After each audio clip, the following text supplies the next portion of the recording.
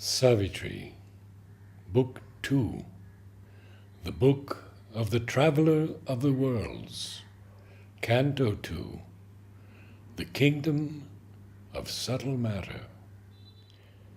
In the impalpable field of secret self, this little outer being's vast support, parted from vision by earth's solid fence, he came into a magic crystal air, and found a life that lived not by the flesh, a light that made visible immaterial things,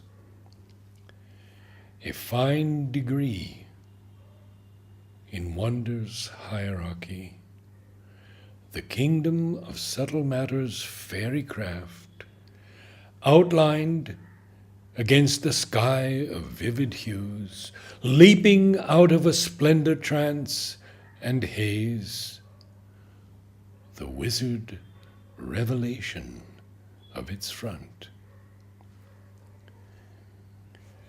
A world of lovelier forms lies near to ours, where, undisguised by earth's deforming sight, all shapes are beautiful and all things true.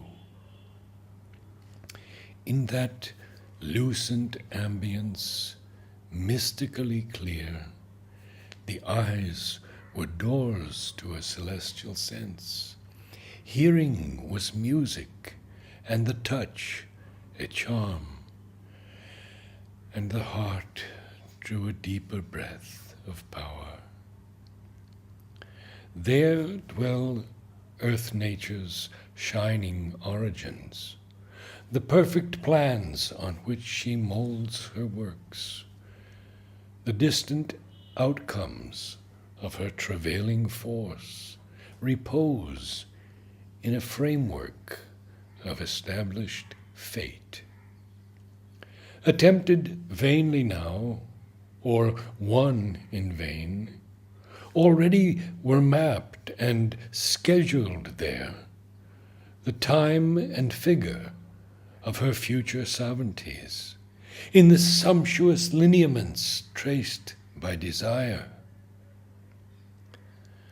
The golden issue of mind's labyrinth plots, the riches unfound or still uncaught by our lives, unsullied by the attaint of mortal thought, abide in that pellucid atmosphere.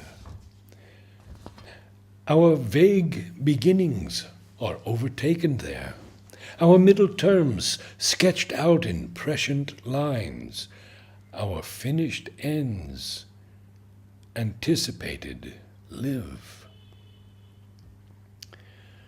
This brilliant roof of our descending plane, intercepting the free boon of heaven's air, admits small inrushes of a mighty breath, or fragrant circuits through gold lattices. It shields our ceiling of terrestrial mind from deathless suns and the streaming of God's rain, yet canalizes a strange irised glow, and bright dews drip from the immortal sky.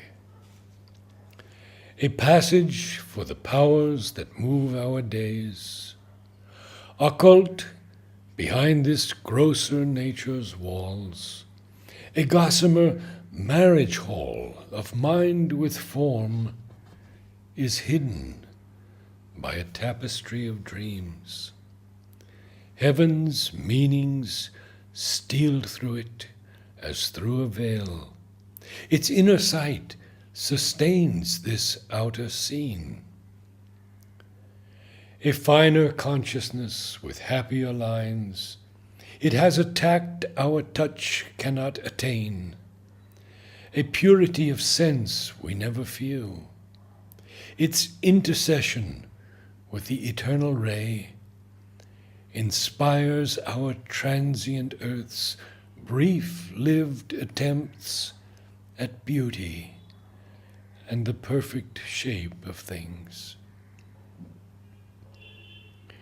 In rooms of the young divinity of power and early play of the eternal child, the embodiments of his outwinging thoughts, laved in a bright, everlasting wonder's tints, and lulled by whispers of that lucid air, take dream-hued rest like birds on timeless trees before they dive to float on earth-time's sea.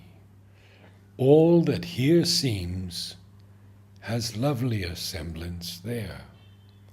Whatever our hearts conceive, our heads create, some high original beauty forfeiting, thence exiled here, consents to an earthly tinge. Whatever is here of visible charm and grace finds there its faultless and immortal lines. All that is beautiful here is there divine. Figures are there, undreamed by mortal mind. Bodies that have no earthly counterpart traverse the inner eye's illumined trance and ravish the heart with their celestial tread, persuading heaven to inhabit that wonder sphere. The future's marvels wander in its gulfs. Things old and new are fashioned in those depths. A carnival of beauty crowds the heights in that magic kingdom of ideal sight. In its antechambers of splendid privacy, matter and soul in conscious union meet, like lovers in a lonely secret place. In the clasp of a passion not yet unfortunate, they join their strength and sweetness and delight, and mingling make the high and low worlds one. Intruder from the formless infinite, daring to break into the unconscious reign, the spirit's leap towards body touches ground. As yet, unwrapped in earthly lineaments, already it wears, outlasting death and birth, convincing the abyss by heavenly form, a covering of its immortality, alive to the luster of the wearer's rank, fit to endure the rub of change and time. A tissue mixed of the soul's radiant light and matter's substance of sign-burdened force, imagined vainly in our minds thin air, an abstract phantasm mold of mental make. It feels what earthly bodies cannot feel, and is more real than this grosser frame. After the falling of mortality's cloak, lightened is its weight to heighten its ascent, refined to the touch of finer environments. It drops old patterned palls of denser stuff, cancels the grip of earth's descending pull, and bears the soul from world to higher world, till in the naked ether of the peaks, the spirit's simplicity alone is left, the eternal being's first transparent robe. Namaste.